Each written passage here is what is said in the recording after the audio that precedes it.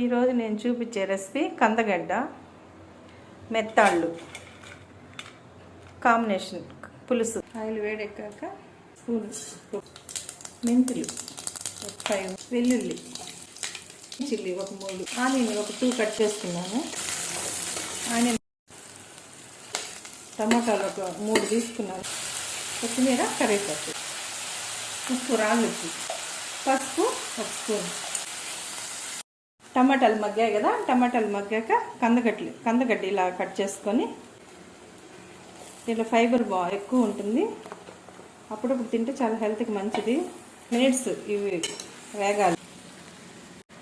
ఒక glass water, కొంచెం water వేయండి.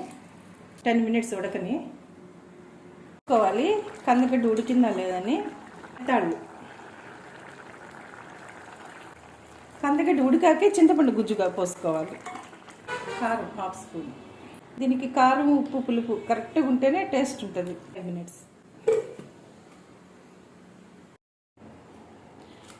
కందగడ్డ మెత్తాల పులుసు రెడీ అయింది. వేడి వేడి సంగటి.